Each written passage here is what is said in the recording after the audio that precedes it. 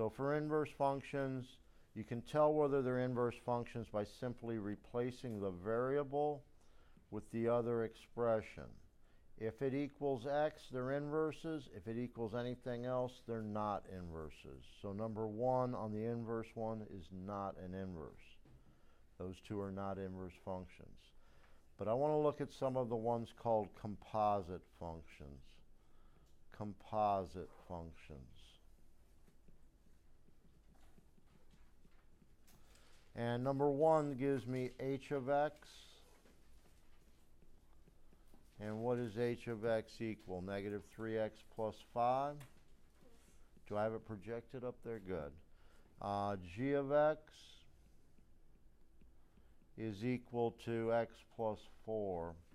I'm going to make a recommendation that you write them horizontally like I have on the screen, as opposed to vertically like they are on your worksheet. Notice what it's asking for. It wants h of g, and it's of 9. So basically this means h of g of 9. I need to find g of 9. To find g of 9, you replace the x in the g function with a 9. So what is g of 9? 13. So I replace g of 9 here with a 13. Now I need h of 13. So I take my h function and I replace the variable with a 13.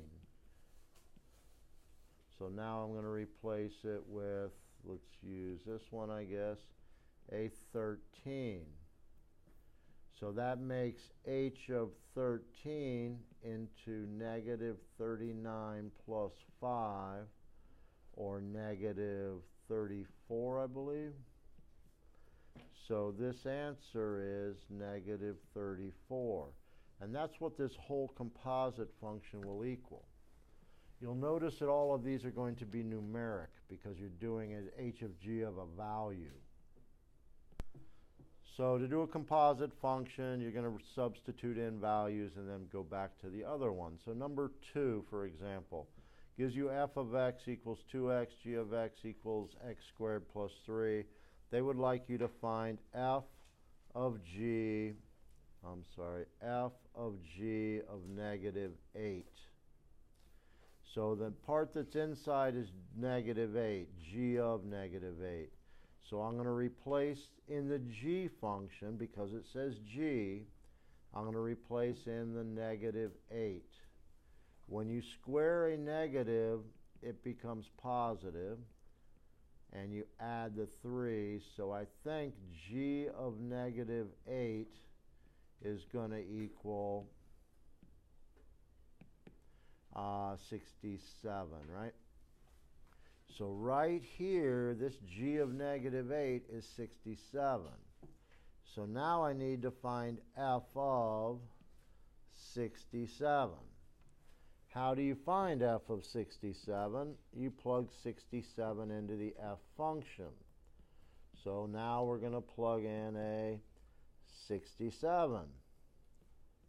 And I think that's 120, 134. Does that sound right? And that's what this value is. So basically, this is what f of g of negative 8 is. Now there's two notations. If you notice, this is the newer book notation, this is the older book notation. I prefer the older one just because that's the way I was used to. Just go in the order, f of g, and then you put the f first, then the g. How about number 3? 3 would like, well, let's go back in case someone needs it. Okay, we're going to move on to 3. 3 gives me g of x. It gives me, they can't both be g of x. Number 3, one of these should be an f of x. So for number 3, f of x is x cubed plus 5. So this over here is not g. This one is an f. So we want g of f of 1. G of f of 1. So first thing you want to do is find f of 1. That means you're going to plug 1 into the f function. So f of 1, I think, is 6. So f of 1 here is 6. Now you want g of 6. So you replace the 6 in, and you're going to put the 6 in for the x. So you're going to get 18 plus 1, which is 19. So this thing equals 19. Okay, this is 3. Let's go to 4. They want f of g of negative 10. F of g of negative 10. So first thing we're going to find is g of negative 10. If you replace in the negative 10, what is g of negative 10? So now you need f of negative 30.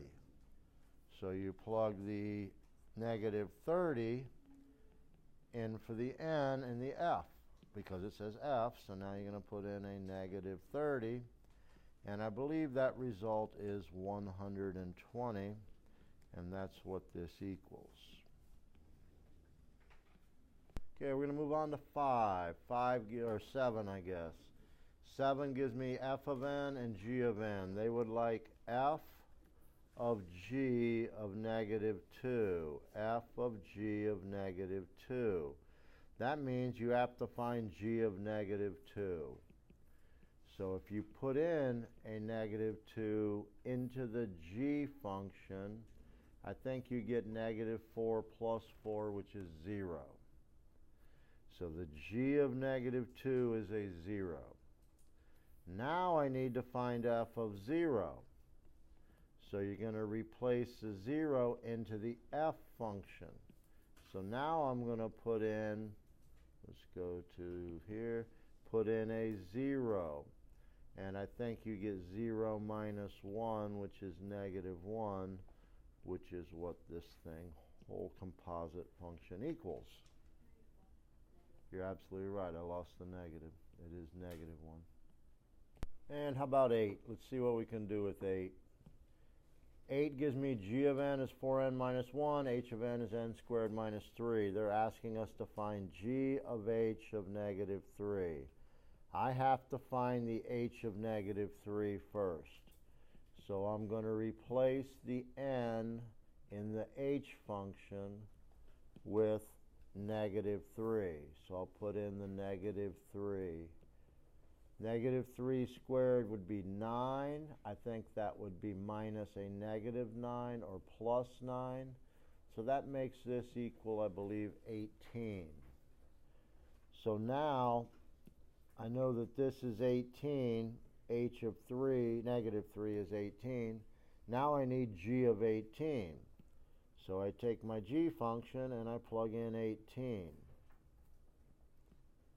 So let's put the 18 in. 4 times 18, 40 and 32, I think would be 72 minus 1, 71.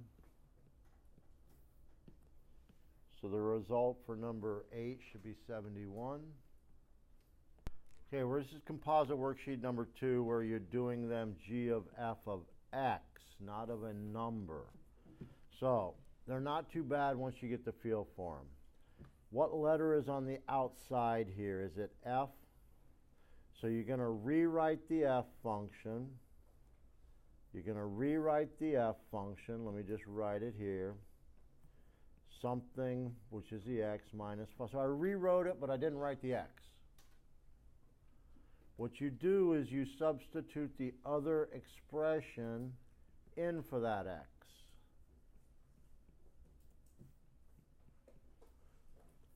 And then you simplify. 4x plus 3 minus 5 makes this 4x minus 2. Again, if it was simply x, that would mean they're inverses. I'm doing this for a reason, because we're going to go into the inverse worksheet. And when you do the inverse one, if this simply equaled x, they would be inverses. If it equals anything else, if you want me to even state it, even though that doesn't ask it, these are not inverse functions because it does not equal just x. Can we leave it here for a minute? Okay. Okay, this is number 1 on that worksheet. Here is number 3. We want, on the outside, the letter is g. So I want to take the g function and rewrite it, everything except for the letter. So here's the g function. Rewrite everything except for the variable. In this case, there's 2 of them. You replace the variable with this, or what is it really with this? So you're going to put a 2x minus 2 and a 2x minus 2. Now, this is to the third. I am not sure I would give you one like this. I would give it to you to the second. But you could expand this, and how could you get 2x minus 2 to the third? Well, you could write it out 3 times. 2x minus 2 times 2x minus 2 times 2x minus 2, right? I could factor a 2 out of that one. I could factor a 2 out of that one. I could factor a 2 out of this one. 2 times 2 times 2 is 8, leaving me x minus 1 to the third. I've done enough of these to know that that's x cubed minus 3x squared plus 3x and minus 1. And if you distribute the 8, this would be 8x cubed. Again, I do not expect you to do a cube. I will ask you a square, not a cube. Then what would this be? 8x cubed minus 24x squared plus 24x. And that would be minus 8. Then you still have this part, so plus 10x. And what is that, minus 10? So you have 8x cubed, that's the only cubed. 24x squared, that's the only x squared. How about 24x and 10x? Can they combine? 34x. And negative 8 and negative 10 would combine to give you negative 18. Again, I don't think I would ask you a cube, but I would ask you a square. Okay, let's move on to number 5. There, this one does not have a cube. I like this one. This is one I probably would ask you. So what do we have? H of g of x. Well, the letter on the outside is h. So I rewrite that without the variable. In place of the variable, you're going to put g of x, which is this, 2x minus 1. Now to square 2x minus 1, you could write it out twice and distribute. I don't like to use a FOIL word, but what's to this? 2x times 2x is 4x squared. 2x times negative 1 is negative 2x. Negative 1 times 2x is another negative 2x. Negative 1 times negative 1 is positive 1. Most times the two middle numbers or terms will combine, and that's what it becomes. I'd rather you learn how to do it the short way. Please listen. Square that. Square the first. Would that be 4x squared? Square the 1. When you square it, it's always positive, right? Now multiply these. What's negative 1 times 2x? Negative 2x, and you double it. Negative 4x. Hopefully that's the same thing I have here. Square the first, square the last, twice the product in the middle. You still have this minus 5 at the end here. So what would I have if I distribute and cleaned up? Would that be negative 8x squared, negative 8x, and, nope, positive 8x, wouldn't it? And negative times here would be a negative 2, I think. And what would all this clean up to give me for my answer? Negative 8x squared plus 8x, and these combine to give me minus 7. Again, since that's not just simply x, they're not inverses. Okay, let's do one more, number 9. However, this is a cube, so if I have to, I'm going to have to cube it. May I modify it so it's not a cube? Can I modify this question?